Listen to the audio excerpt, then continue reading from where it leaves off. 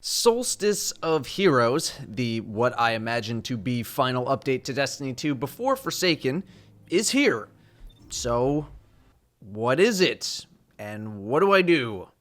Solstice of Heroes is akin to Moments of Triumph from Destiny 1.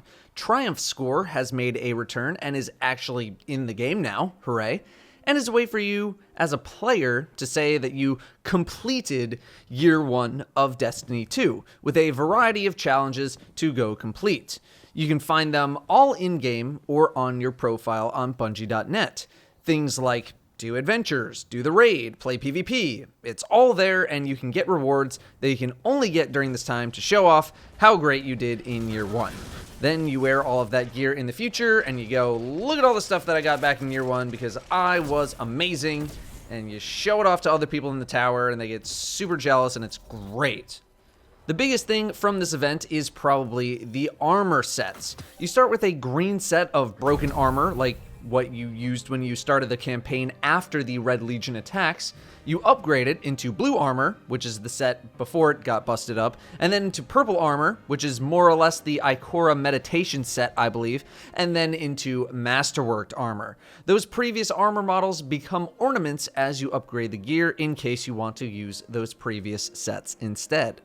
So, you get the green gear by completing Homecoming, the first story mission. It'll be the first thing you do when you want to start engaging with Solstice of Heroes. Then you get all of this green gear with a whole bunch of different objectives on it. Collect this, do these missions, do some PvP. A lot of it is completely self-explanatory, right?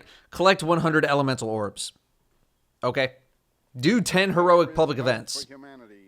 Alright, got it. You only need to wear the piece of armor if you are completing an objective for it. So for example, Titan green armor. The chest armor says that I need to do 10 heroic public events, in addition to 2 other objectives. So I can equip other stuff in my other slots and just have the chest armor on, and I will get credit for all of the heroic public events that I do. The same goes for any other non-elemental orb objectives. So for PvP, you just need to put on the pieces that have the PvP objectives. It works the same way. For PvP, I know a lot of people are also griping about the 30-some-odd super kills that you need to get for completion. Mayhem will be back during the second week of Solstice of Heroes, so if you really hate PvP, just wait until then for the super kills. It'll be much, much easier. The Redux story missions are definitely way harder than they were in the campaign. While it is very possible to do all of them by yourself as a solo player, those with less dexterous hands may want to bring a friend along, which makes things considerably easier. Patience is the name of the game for all of the missions. Take things slowly. For example, in Payback, your tank will not respawn until you get all the way outside. So you'd need to go a little slow, and not like how you did in the missions during the campaign where you could just blaze on through without a care in the world. There are way more ads, there are way more majors, some bosses are very different, and overall it's just a more difficult experience than the campaign was. So play cautiously. Now the only thing you need to wear the entire armor set for is collecting elemental orbs, because that's the only way to spawn them, is by wearing the entire set of armor. Elemental orbs will occasionally spawn when killing stuff. Majors tend to drop them a bit more reliably, and the majority of the time, the orb that spawns, if one spawns, will be the subclass that you are. So if you're a Sentinel, you're getting Void Orbs. On rarer occasion, much rarer, you'll get orbs of the element of the weapon that you are using. I saw way too many people say that they were stuck at 0% for orb collecting because they were either using the wrong subclass or they just weren't in the right spot. For example, the Titan helm for the green armor says collect Void Orbs on Earth. Just read what the thing says. It's pretty simple. The best way to go about doing these objectives is to combine as many things as possible whenever you can. So if you gotta do Void Orbs on Earth and do a Redux mission, do an Earth Redux mission and pop on Sentinel. Not very complicated. Orbs are a bit more plentiful in the Redux missions, simply because there are a lot more majors in those missions. So you should be able to get the orb collection done in the Redux missions, assuming everything lines up properly.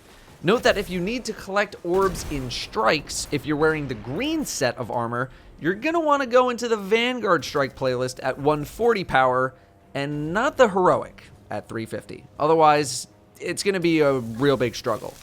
Again, the objectives aren't very hard at the start, but they will get a little more specific the higher the level of gear. Some of the masterwork objectives include completing the Prestige Nightfall above the score threshold, doing Leviathan on Prestige mode, killing bosses, doing heroic strikes with at least one clanmate, and getting Legend rank in Valor Crucible, not Glory, not competitive.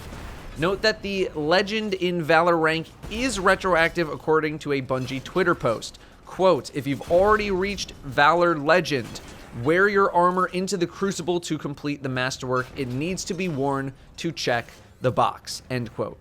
I'm not sure anything else is retroactive, though, in that department. When you get the blue gear, it'll be 340. The purple gear is 400, and then you can masterwork it with those upper echelon achievements that I just said. This is the only way to get 400 power armor before Forsaken, but if you're really worried about that, I wouldn't be, because I'm sure 2 to 3 hours into Forsaken, you are going to be past light 400 anyway, power 400.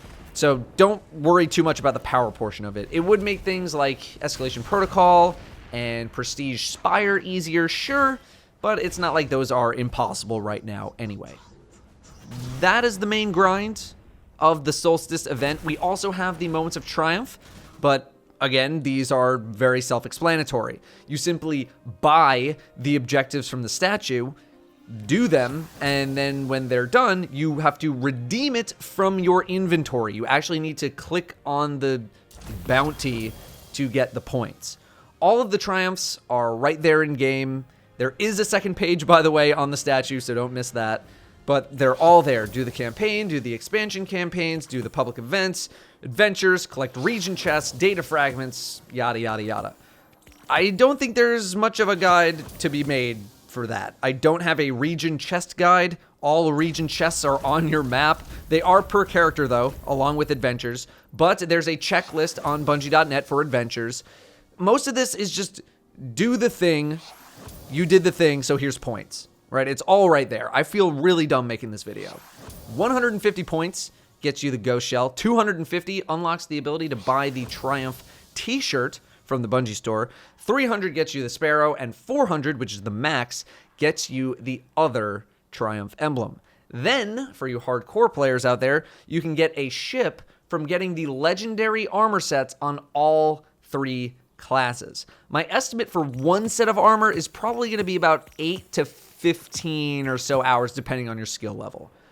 Other than that, this is a pretty simple event to understand. You just go in, you do the objectives, enjoy the armor sets, and enjoy the last hurrah of year 1 before we push into Forsaken. Cool? All right. Thanks for watching, and good luck.